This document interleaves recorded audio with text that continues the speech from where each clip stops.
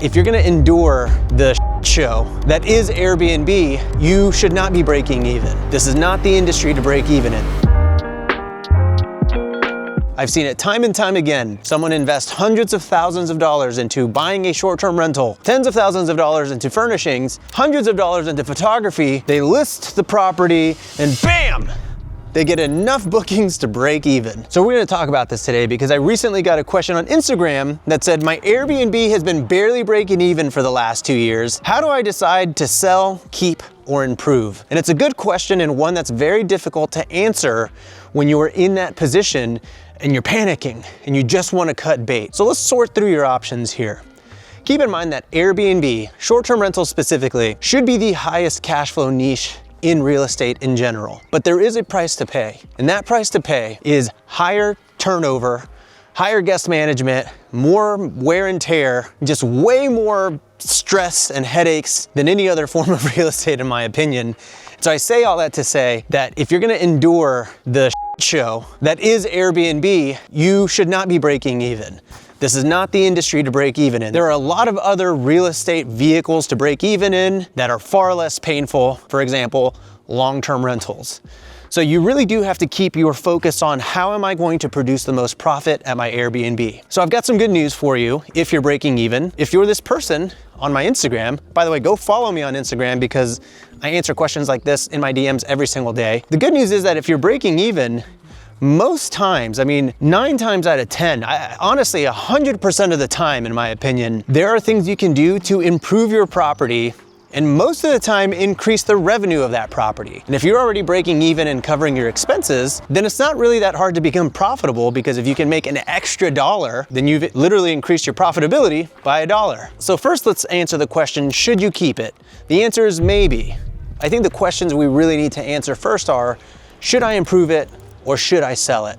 So first, let's talk about improving your property. In 9 cases out of 10, you can improve your property. I have never really seen a perfect property, but there are some where I have few notes on.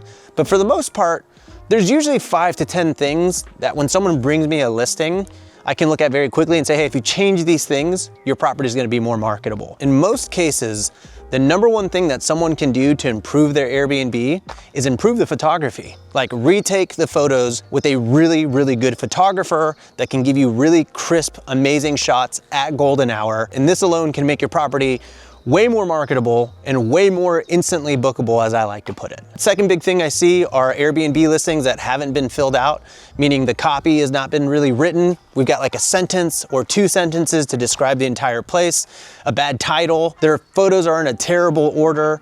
There are so many little things like that I would have someone work through first before consider selling. Now, sometimes people have done all those things and they'll come to me and they say, hey, Rob, I've done all the things, I've checked all the boxes, but I'm still not making any money. What do I do now? Typically in those situations, what it comes down to, and this is really the not so fun part of the job, is they just made a bad purchase or a bad investment. I can't tell you how many times people have come to me, shown me a listing and said, hey Rob, it's not doing well. Can you give me your critique? Can you review my listing? And I say, okay, yeah, I mean, it looks pretty good. Why did you buy this place? What made you decide on this specific market? I don't know, I thought the house looked cool, or I don't know, I grew up in that neighborhood and I know that it's like kind of a cool place to be, so I just figured it'd be pretty good. In many cases, I'm finding out that people buy short-term rentals on a hunch, on a whim, based on a gut feeling. Refer to my last video as to why this is a terrible idea. The days of buying an Airbnb on gut feeling, they're over. And they're the reason that a lot of people are going out of business. I watch so many reaction videos and so many people crapping on Airbnb every single day. It's like so frustrating because they say that the days of Airbnb are over because hosts are crying uncle right now. And the reason they're crying uncle is because they bought a bad deal. So you really do have to rely on the data whenever you're launching an Airbnb, which kind of brings us to this idea of improving, right? The question we have to really ask ourselves and zoom in on is, can the revenue actually be improved at a specific property? What I mean by this is you'd want to hop into the comps, all right? I use AirDNA for my metrics and for my analysis. There are plenty of softwares out there. I'm an AirDNA guy, but first thing we're gonna do is we're gonna hop into your submarket, your zip code, and we're gonna see what the revenue potential is for that zip code. And if you find that your main competitors are barely making more than you or are making around the same amount, and there's not a lot to be improved on from a revenue standpoint, then you might be stuck breaking even because you bought a bad Airbnb. But if you hop into, let's say, AirDNA, and you sort by highest revenue to lowest revenue, and you see that all of your competitors are making $10,000, $20,000, $30,000 more than you, then you know that it's possible to improve. You know that it is maybe worth the effort to try to make an additional $10,000, $20,000, or $30,000 because again, you're already at break even. So if you can increase your revenue by $10,000, you're really increasing your profitability by pretty close to $10,000. You know, some of those definitely go into your overall operating expenses like more cleaning fees, but if you're already covering all your bills, it behooves you to try to get your revenue up because pretty much all that goes to the bottom line. And so if you see this opportunity where your neighbors and your competitors are making 10 to 30K more than you, then I would say it is worth it to try to improve your property because that's pretty substantial. To go from zero in profit to $10,000 a year, you know, just under $1,000 a month, I think that's worth the effort. Now, obviously compounds even more if you can get to $20,000 a year in profit, because now you're looking at $1,600 a month in profit. That's a lot of money for most hosts. In these circumstances, and this is something that I covered in a previous video about saturation, you have to understand why your neighbors or why your competing comps are making so much more than you. Typically, what it comes down to is they've got banger marketing, okay? Much better photography, but usually they've got some kind of design or amenity element to their property that just makes them more compatible or more bookable to the families or the demographic or avatars that are going to your property. So let's say that your property is $200 a night, but it doesn't really have any amenities, but your competitor, they're $300 or $400 a night, more expensive, but they have a hot tub, they have a game room, they have a sauna or a cold plunge. Well, some people might say, man, yeah, you know what? I know it's more expensive, but I'd rather stay there because they've got a gym. And if you offer none of that, thinking, oh, well, you know what? I'll just be the budget version. It's gonna be a tough place to be because, yeah, I mean, it's good logic to think, yeah, you know what? I'll be the cheap version of it. But even then, I don't think that's a very good strategy. And I think it's pretty risky to do that because there's no way to differentiate yourself from anyone in the market other than your price. Price, while important, is just not gonna win over aesthetic and the visceral feeling that someone might get looking at a really top-notch listing that makes them think, you know what? I'm gonna book that place. So here's where you gotta kind of run the math on this type of thing. If you've got a competitor that's making $20,000 more a year, but you see that they have, let's say, a cold plunge and a hot tub, which is, let's say, $7,000 plus $5,000, $7,000 for the hot tub, $5,000 for the cold plunge. I'm going high here. I don't know the prices of cold plunges, but that's $12K. Out the gate, you know that you're gonna have to spend $12K at a minimum to match them. And that's what most people don't really math out. And here's where people start getting scared because they start thinking, oh, ooh, 12K is kind of a lot. I'm not really making any money. Ooh, yeah, I don't know. I don't know, Rob.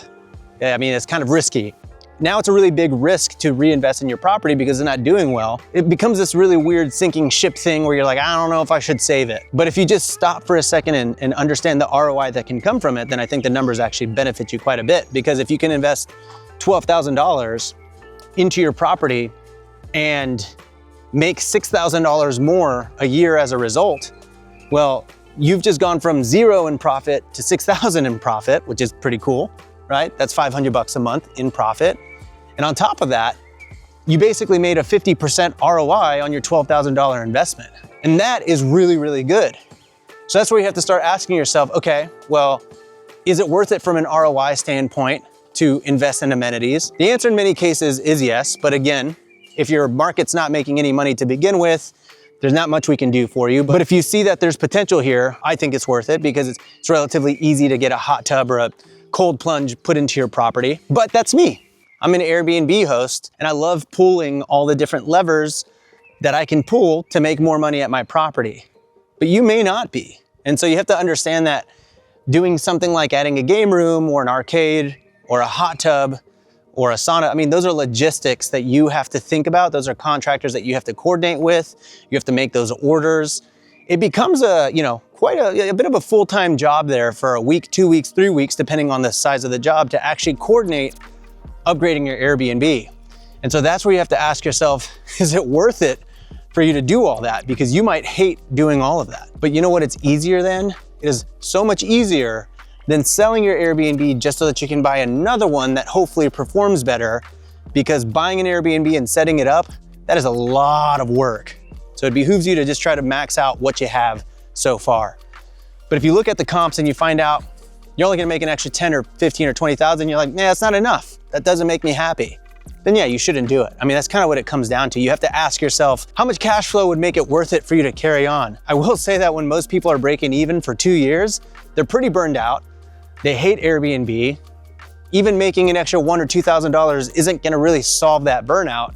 And so if you're totally burnt out and it doesn't really matter, and $1,000 or $2,000 isn't gonna like completely change your mental health or your state, then yeah, you should probably just sell and move on. But if you're like a fighter and you're like, no, I really think I can save this, I really wanna save this property, then I think it's worth improving if the comp suggests that there's upside. By the way, if you wanna learn how I comp out deals and properties, I've got a video where I teach you how to use AirDNA the way that I use it, the way that it was taught to me by my good friend John Bianchi, the AirDNA data guy. I'll leave it linked in the info card up here. Go watch that after this video, but it'll kind of give you an insight into my personal process. And PS, you can use promo code Robuilt and you'll get some percentage off. It's a lot. I don't know how much, but it's a pretty good amount. The last thing I'm gonna say, and this is something that I'm probably gonna make a video about selling your Airbnb in general, but if you find out that putting $5,000, $10,000, $15,000 into your property is only going to produce, let's say $1,000 or $2,000 a month in profit, which I think is pretty good, and most people think it's pretty good, but if that's insignificant to you, if you're like, it's not really worth it, and you have so much equity in your house that you can make, I don't know, 100 or 150 or 200K on a sale, well, I think that's worth considering, simply because if you think about it this way, I mean, if you made $100,000 on a sale because you have so much equity in it, how many months of $1,000 a month cash flow would it take for you to make that amount of money? 100 months. That's 8 years. I'm ashamed that I don't know this. Yeah, 96 months. It would take you 8 years to make $100,000 in cash flow. So you can basically get 8 years worth of cash flow in one sale and move on. I mean, I think that's also worth considering too, under the assumption, and this is important, that you're gonna take that 100K and reinvest it into something that makes you more money, makes you happier, relieves you of the mental stress and anguish of running a break-even operation for 2 years. So I think that's kind of where I'm at. If you have a big equity nest egg and you're kind of just mentally over it and you're like, you know what, I could improve it, but I don't want to, and you can make a pretty fat paycheck from the equity that you've built up and move that into another asset or property that will make you more money, I think it's fine too. You can 1031 it, you can defer the taxes on it, and you could start over if that's what you want to do. But just please keep in mind, it is so much harder to facilitate the sale of a property, do all the 1031 stuff, find a deal, set up the deal, and run it. That's all so much harder. Most people don't realize that. But sometimes you just need the clean break. And if that's you, I don't judge you. I understand. I've been there. I'm there right now where I've got a couple of properties where I'm like, yeah, I could spend a couple months fixing it up, but I think I'd really rather just take this 200K and do something else with it. Nothing wrong with that at all. Again, if you want to learn how to use AirDNA the way I use it, you can click this video right here. It's a 2-part series. So after you finish watching that video, hop to part 2. Catch you in the next episode of Robuilt. Bye.